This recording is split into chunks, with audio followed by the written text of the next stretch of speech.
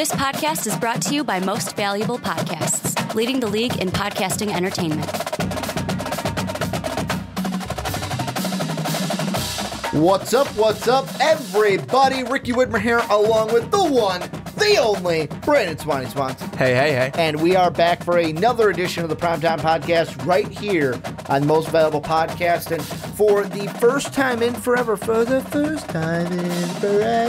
I can say, Brandon, that we have no football on the podcast. Usually, I believe, since maybe forever, like I said, we've had one football topic, and it's been like, oh, here's basketball. Or like, oh, we're in basketball season. Okay, here's two basketball. But we have a football topic here. It's all basketball today. Talking a couple March Madness segments. Going to be diving into the NBA draft, looking at Colin Sexton and Trae Young. But we're going to be reviewing the preview that the committee came out with their bracket of their top 16 seeds. Then we're going to have Matthew, our loyal patron, on to talk about one-and-done teams and success with those teams in college basketball. And then, like I said, we're talking NBA draft, Young versus Sexton, to round out the podcast. A little bit of housekeeping. I was almost going into it, but a little bit of housekeeping. First off, patreon.com. You want to be like Matt? Check out the link down below. It's how you support us. That's in the description. Also, check out our store. It's how you can buy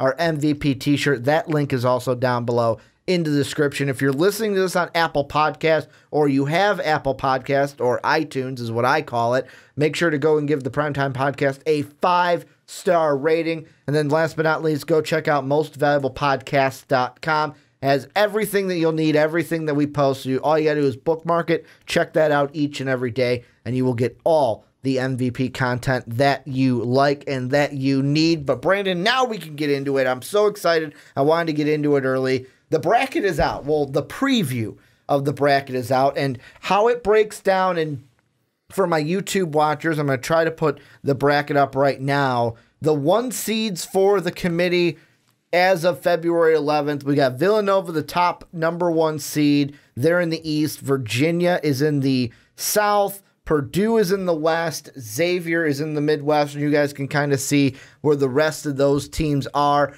I'm just going to ask you, Brandon, to start. Looking at this, looking at the preview that the committee came out with, what are your thoughts looking at the top 16 teams? Well, my thoughts to start things off are that Villanova, Virginia, Purdue are not surprises to me at number 1s. The surprise to me is Xavier. I don't know if that was surprising to you, but I guess I haven't been following Xavier as much. I've followed the other 3 pretty closely. But Xavier, I did not look at them as a number 1. So when I saw them at number 1 in the Midwest, I thought, oh, wow.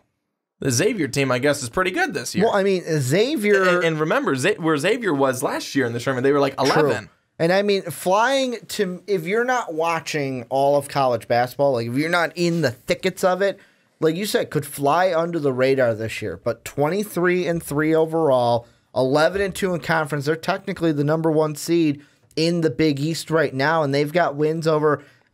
I say Wisconsin, but like, what's a win to Wisconsin this year? But their only loss in non-conference was to Arizona State right before Arizona State got really good and were ranked, but they beat a ranked Cincinnati team early in the season, a ranked Baylor team. That Cincinnati team is actually in the top 16, so that's a tournament win.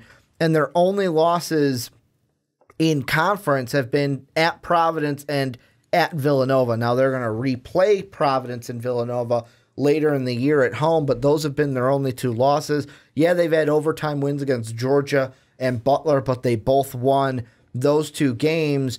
My biggest surprise of it wasn't necessarily the Xavier part.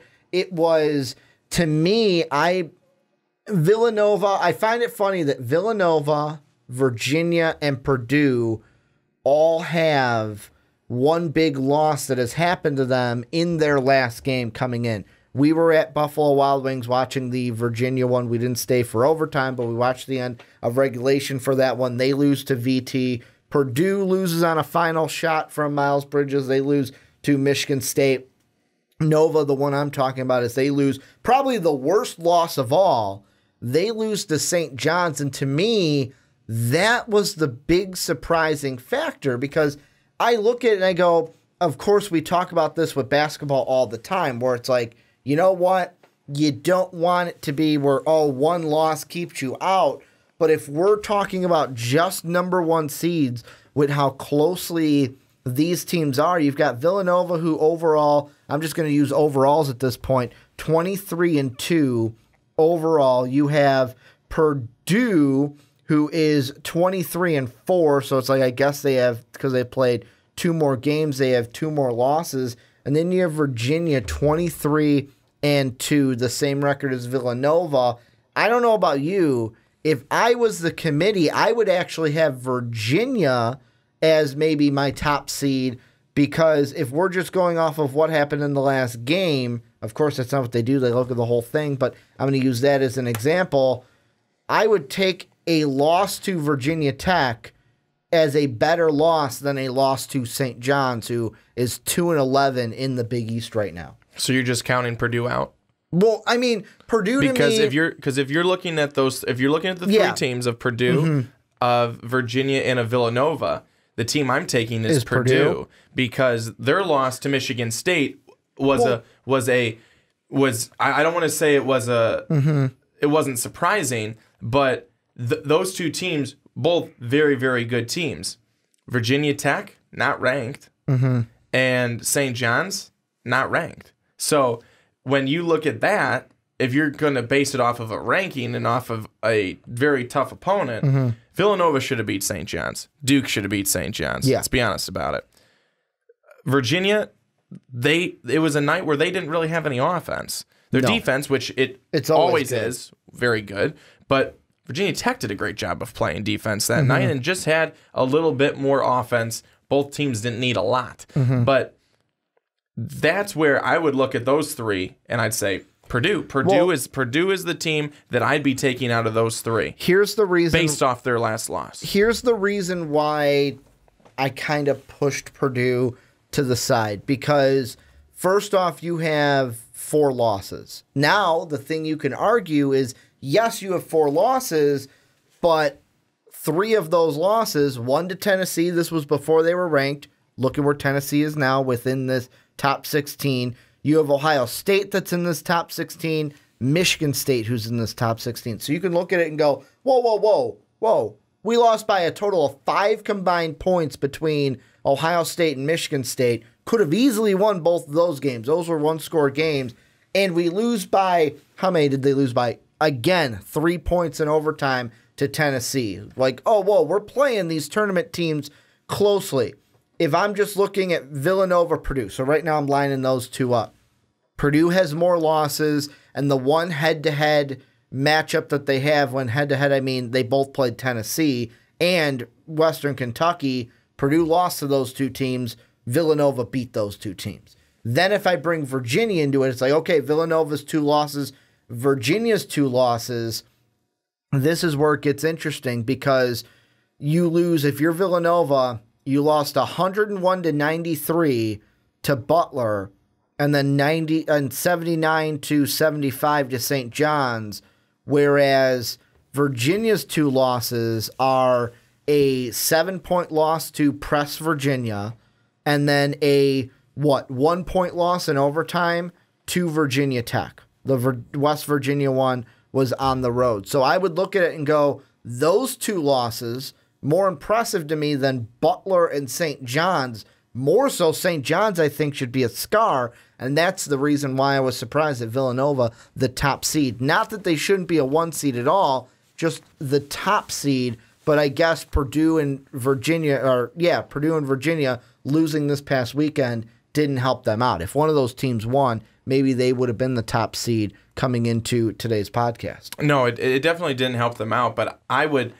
try and make the case that Purdue actually could be the top seed in there, because I mean, when you take a look at them and you take a look at their schedule, yes, I know that they lost to Ohio State and Michigan State back-to-back games. That does not help. But you win 2 very good games, and I understand where they're at. Michigan, you win 2 very good games against Michigan, 2 very, very tough games. Michigan literally brought everything they had in both of those games, and Purdue wins both of them. Then you also look earlier in the season, you beat at the time number 17 ranked Louisville team, At the time, you blew out a number 2 ranked Arizona team. You've really been taking care of business in a conference that's honestly at the top of it. Ohio State, Michigan State, Purdue, those teams are very, very good in the Big Ten, especially since the Big Ten has been probably at one of its weakest points within the last couple of years. This season, they've probably been the weakest that I've seen them really before.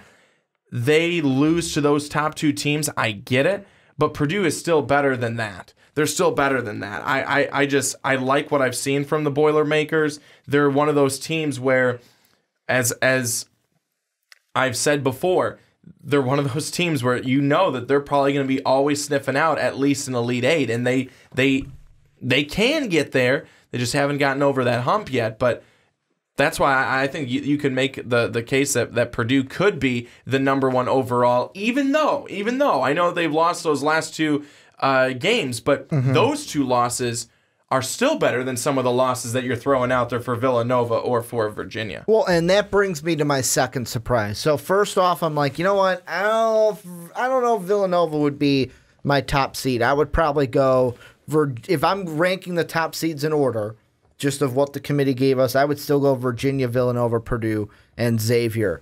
The big question that I had was, and I am saying this, how I'm saying this for a reason, the slap in the face that the committee gave to the Big Ten. Just slapped them in the face with their glove. Because to me, look at the 2 line. Cincinnati, Duke, Auburn, and Kansas. I'm going to ask you, Brandon, if you had to pick one of those teams not to be on the 2 line, who would you pick? Who would you pick? Who do you think I'm thinking of in my head to not be on that 2 line? I wouldn't put Kansas I there. would not put Kansas on that 2 line. How is Michigan State or Ohio State not on the 2 line?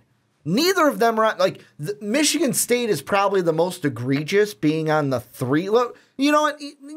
Ohio State on the 4. I just don't get that part. Ohio State is ahead in the Big Ten standing-wise of Michigan State, but Michigan State's a 3. I get you beat Purdue. That's a big win. You technically beat the 1 in the tournament, but I'm looking at Kansas right now. 19-6. You have 6 losses. You just lost to Baylor, who is not what they were in the beginning of the year. You got blown out by Baylor. You lost to Washington, who ain't what they used to be with Markelle Fultz, or before the season when they lost Michael Porter Jr. The Arizona State loss, okay, that's good. That's a good loss. Oklahoma, I'm not gonna harp on you there, but Oklahoma State, Baylor, Washington, games you should have won this point in the season. And I know that we were talking about the Big 12 before. Tough conference, that plays into it. How are you ranking the conferences? But I look at the Big 10 and I look at Michigan State and I look at Ohio State and I go, how are not one of them on the 2 line? Michigan State's, 3 losses this year? Mm-hmm. Their first one came, me and you Duke. saw this came game. to Duke. And Grayson Allen went off in that game. Grayson Allen doesn't play. They don't win that game because Marvin Bagley wasn't even playing that game. He got poked in the eye and couldn't play the rest of that game, and they only lose by 7. Your next loss, you go into Columbus and get dominated. However, Ohio State is the team above you in the Big Ten. So if you look at it that way, okay, maybe you should lose that game. And then your third loss is a loss to a rival. So how I would look at it is Michigan and Oklahoma are pretty much on the same tier. I'll put Ohio State and what's the other loss I said that was okay for them? And Texas Tech on the same tier because Texas Tech is in this top 16 also. But then I look at the non-conference losses. Duke compared to Arizona State and Washington, I would easily put, Ohio State could be there too, but they kind of had a rough going, losing to Gonzaga, losing to Butler, losing to Clemson. Yeah, I know Clemson and Gonzaga are good teams, but also a loss to Penn State probably doesn't help them. My biggest gripe with the 2 line is I would take Kansas, move them to the 3 line where Michigan State is, and I would put Michigan State in that 2 line and have my 2s be in order of South to Midwest, Cincinnati, Duke, Michigan State where Kansas is, and then Auburn in the Midwest, or switch it up so you don't have Purdue and Michigan State in the same region. In all honesty, what I could see even happening, you move Michigan State to the 2, move them out of the South to the West, move Ohio State from the 4 to the 3, move Kansas from the 2 to the 4. I mean, the big thing with Kansas is they have 6 losses. Well, they are 19-6. They're not 20-4. They're not 22 or 23-2. They're 19-6. This isn't Kansas of last year or 2 years ago. This isn't. I mean, we cannot sit around and pretend like just because their name is Kansas that they can sit at a 2 line. I mean, quite honestly, I realize that this is early, but when you talk about kind of a snub for a couple of teams and Kansas just getting there from name recognition only, I mean, that's pretty blatantly obvious. You know what I forgot to say before we started talking about the 2 line?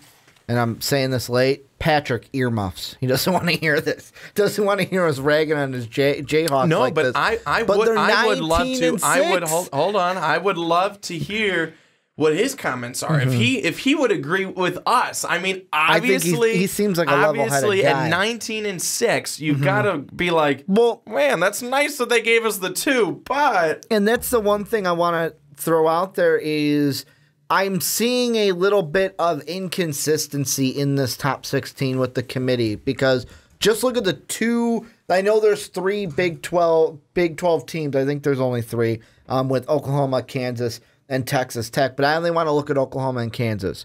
I'm going to ask you trivia style, what do you think is the inconsistency I'm looking for, that I'm looking at with this when it comes to how they rank Kansas compared to how they ranked Oklahoma? What do you think I'm going with here?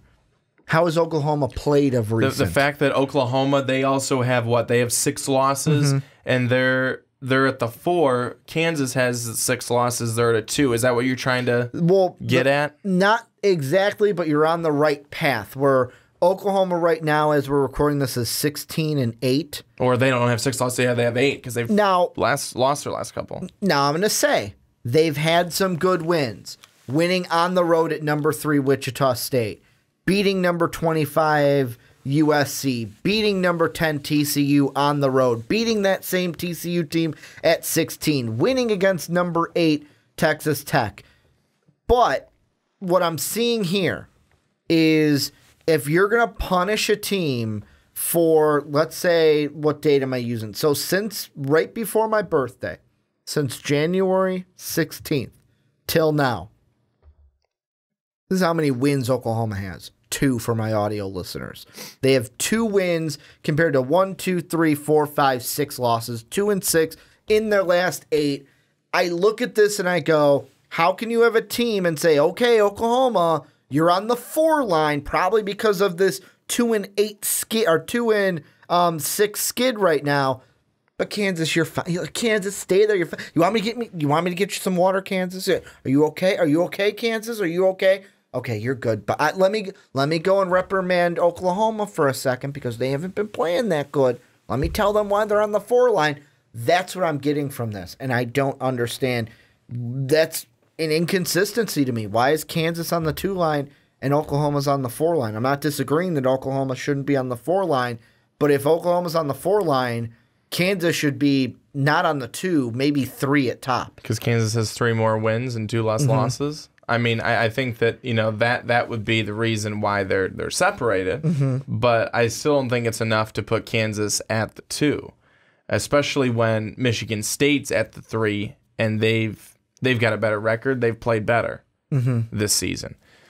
And Ohio State is right at the 4, but Kansas certainly is probably a bit too high at a 2. And again, I know we're getting excited and passionate over a very early bracket preview on February 11th. We're not even in March yet, but it's the fact that you look at what Kansas has done this season, and just by, again, like I said, I feel like by name recognition alone of it being Kansas, it's like they put them at a 2. It's like they had to put them at a 2, at a high seed, just because it's Kansas and going off of what they've done in the past. And I realize that Kansas has played some good games this season, and they started off the season strong, but they have scuffled as of late. And so has Oklahoma, like you said, like you mentioned. But when you have a Kansas team losing to Baylor the way they lost to Baylor, that is not a 2 seed. Let me flip it to another 2-line team. I want to ask you about Auburn. They're also on the 2-line. Yeah. I'm going to ask you this. Should Auburn even be on the 2-line right now? Because, yes, they're 22-3, which, looking at that record, a lot more respectable of the 2-line than Kansas. But I could see someone having a gripe that Auburn is on the 2-line, only because it comes from your losses come to Temple early in the season, and you lost by 8 points, so it wasn't double digits. You lose to Alabama on the road. You lose to Texas Tech by 1 point. The Texas Tech one I'll give you because they just beat Kentucky too, a skidding Kentucky team. But your only wins against ranked teams came to Tennessee and Arkansas. Like, you look at Auburn's out-of-conference schedule. I'm going to run through their out-of-conference for you, Brandon. You tell me if you're impressed by this. Norfolk State, I'm already impressed. Temple, that was your loss. Hofstra, Winthrop, Dayton, George Mason, Gardner-Webb, UAB, Middle Tennessee, Murray State, UConn, Cornell. That was their that was their non-conference before they hit SEC play. I'm shaking in my boots.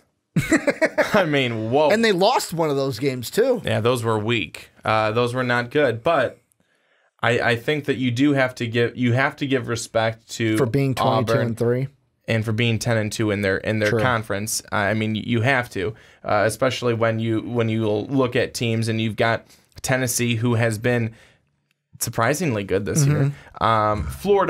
Florida hasn't been what they have been. They're 17-8. They're 8-4 in their conference, but still, Florida's been a good team, and they've showed flashes of being pretty good this season, but then also flashes of not being so good when they got up. So remember the game when they got up so big on Duke, and then they just kind of just threw that away. But I think that's why Auburn's getting the respect that they're getting. But they're gonna have to. I mean, they're gonna have to finish their season out strong. If they can beat Kentucky, I'll be a believer that Auburn's really trending in the right direction. If they can beat Alabama the next time they play them at home, if they beat Florida on the road, I mean they have some games here that are going to decide: are they going to be a top seed come tournament time, or is Auburn right now just having a good time playing in the sandbox? But, when it comes time, are they going to be, kicked out by the bigger kid? Well, and that's why I'm going to go back, and this is the last thing I'll say. The first thing you said about Auburn actually made me go back to the first point that I made. Slap in the face to the Big Ten, because the first thing you said was, well, you know what? Might not have had the best non-conference, but we got to give them respect for being 10-2 in their conference. All right, then where's the respect for Ohio State being 13-1? And one of those 13 was number 1 Michigan State. Like, I get that's not a non-conference win, but it's another thing that I look Purdue? at. No, I'm talking about Ohio State. Ohio State. No, you said Ohio State beat number 1. You said Michigan State. Yes, they beat Purdue. Purdue is 1. I also looked and it said Michigan State is not number 1. No, Michigan State was number 1 when Ohio State beat. When Ohio State played them on January 7th, they were the number 1 team in the nation. I thought you were talking about right now. No, not right now. I'm talking about, but they beat Purdue, who's the number 3 team in the nation, when they played each other. And part of me goes, like, I'm not taking anything away from Auburn, but one of my points in this is the committee slapping the Big Ten straight in the face with their glove, because Michigan State should be on the 2 line. Ohio State should be maybe a 3 seed, not a 4 seed. And people are going to go, whoa, Ricky, 1 seed line. When it's only 1 Makes seed line. But I say that because you put Auburn on the 2 line after that non-conference when Ohio State actually had the cojones to go out there, play a ranked Gonzaga team who is just in the national title the year before. Go on a neutral site and play Stanford. Go and play. I know Butler isn't the biggest opponent, but they're in their conference. They're one of the top dogs, no pun intended. And to go at home and say, hey, you know what, Roy, come on to town. Roy, we want to play your number 5 Tar Heels that day. They probably weren't expecting them to be number 5. They don't know what ranking they would be that late in the season in December, but they at least had the balls to say, hey, we're going to play some teams that are not cupcake teams. And, yeah, they lose to Butler in overtime. Yeah, they did. That's probably not a great loss. It's not a bad loss. It's a better loss than Temple. And then they play Gonzaga and lose. They play North Carolina and lose. So that's my biggest takeaway when it comes to that. But Brandon, before we move on, what are your final thoughts on the top 16 by the committee on February 11th? Well, my final thoughts on this bracket preview again is that we're going to see a lot of things change. We're going to see a lot of these things change. I think we'll see some teams fall out. We'll see some teams added. Again, this is an early bracket preview, but it's always fun to talk about and see what we think could happen, how some teams have been snubbed, how some teams have gotten away with being a little higher than I think maybe they should be. But like I said, we're going to see this change up probably quite a bit in the next couple of weeks. And the thing I'm looking at really quick before we kind of move on is when it comes to the Big 12, you're telling me this, Brandon. Just tell me how this makes sense. You ready for this? Sure. I'm going to give you 2 records. You tell me which one should be the higher seeded team. Okay. The team that's 21-4 and 9-3 in the conference, or a team that's 19-6 and 8-4 in the conference. Which one should be the higher seed, do you think?